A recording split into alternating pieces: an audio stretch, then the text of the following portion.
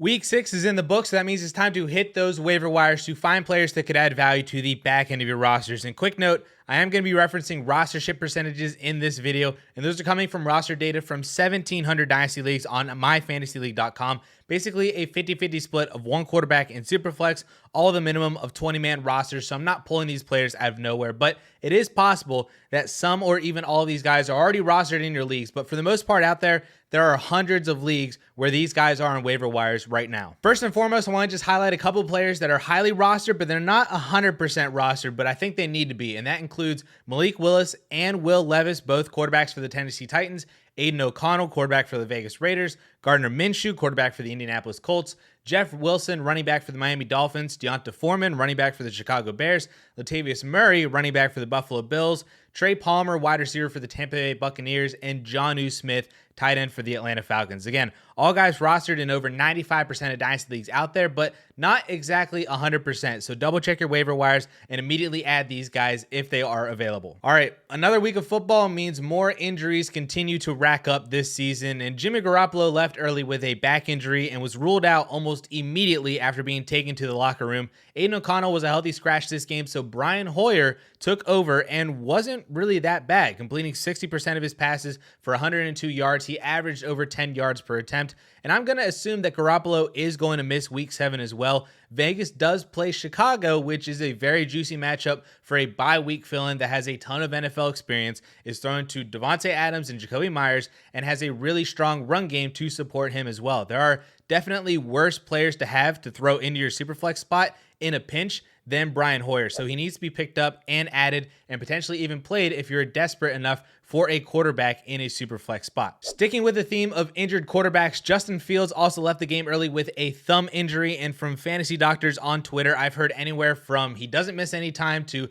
potentially a month or a little bit more. So in comes undrafted rookie Tyson Bagent, and I can't really imagine what kind of situation you're in where Bagent becomes a Superflex consideration for you. There are a handful of good quarterbacks on bye this week: Joe Burrow, Dak Prescott, CJ Stroud, even Bryce Young and Zach Wilson are also on bye, who were likely your bye week fill-ins for whoever you had already as a starter. In Bagent's defense, he did technically outproduce Justin Fields in his half of play, averaging a higher completion percentage, more yards per attempt. He even scored on a rushing touchdown that Justin Fields has really been lacking in for the past few weeks. And as mentioned previously, the Bears do play the Vegas Raiders, so it's not a terrible matchup for a quarterback, but again, you would then be starting Tyson Bagent in your Superflex spot. Regardless, he's at least worth an add in Superflex leagues if Fields does miss an extended period of time and he becomes the starting quarterback for the Chicago Bears. But we are not done with the injuries. We are not even close to being done with the injuries, because in the Lions game, David Montgomery left with a rib injury, and with Jahmyr Gibbs also out with an injury, Detroit turned to Craig Reynolds, who, in all honesty, had a really bad game. Albeit it was the Tampa Bay Buccaneers run defense, but he was really, really bad on the ground. But we can't ignore the potential volume that Craig Reynolds could see in week 7 if both Gibbs and David Montgomery were to sit, especially in this running back economy with a number of guys on AR, plus bye weeks for Joe Mixon, Tony Pollard, Derrick Henry,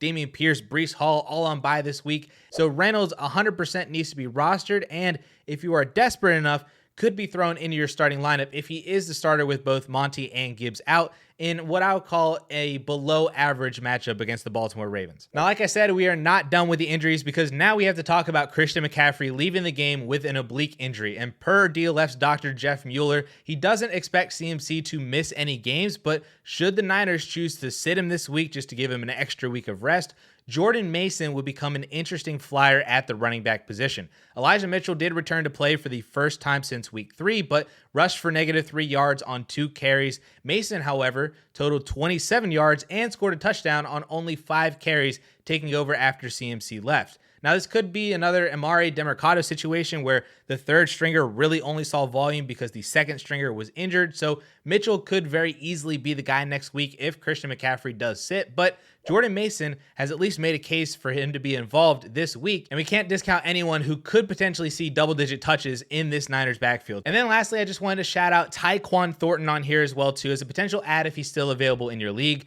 Thornton was on IR all season and was just activated this past week for his first game of the year. He didn't have massive usage. He only saw a couple targets, but he is by far the most explosive player in this receiving core that desperately needs playmakers. He is actually a nearly identical prospect to Christian Watson in last year's draft, so that just kind of shows you the type of skill set that he possesses. He is highly rostered already in 85% of the MFL leagues that I am pulling from, but if he is available in your Dynasty League and you have a roster spot for a very interesting stash, Tyquan Thornton is your guy. But if you're a Dynasty football player and you're not subscribed to this channel, please do so, as we're going to be dropping Dynasty specific content all season long. And if you haven't watched it yet, I made a video a little while back talking through some tips and moves to make at every level of competition in Dynasty, whether you're competing, you're fully rebuilding, or you're somewhere in the middle. I have a rest of season strategy and blueprint for you wherever your team is right now, whatever direction you're heading in. So I highly recommend checking out that video right up here.